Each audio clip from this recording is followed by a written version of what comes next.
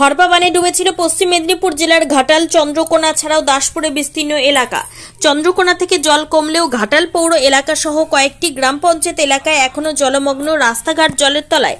ডিঙি বা নৌকায় যাতায়াতের একমাত্র মাধ্যম কিছুদিন গড়ালেও এখনো জলের তলায় একাধিক স্কুল। মহকুমা প্রশাসন সূত্রে খবর, ঘাটাল, চন্দ্রকোনা, দাসপুর এই সমস্ত এলাকাতে 200 মতো হাই স্কুল এবং প্রাথমিক বিদ্যালয়, একাধিক আইসিডি স্কুলগুলি জলের তলায় চলে গিয়েছিল।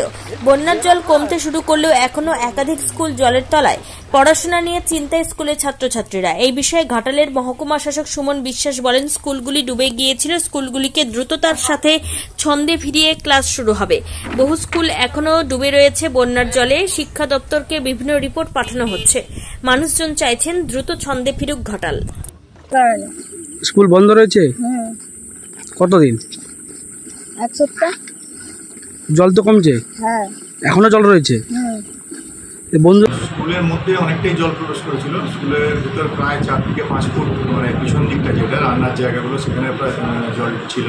এবং স্কুলের যে গেটের সামনে মূল যে প্রবেশ পথ, সেখানে অনেকটাই জল ছিল, প্রায় 4 ফুট 5 ফুটের মতো। এবং ভীষণ জলের স্রোত, প্রবল স্রোত ছিল, সেখানে কারোর পক্ষে আসা সম্ভব।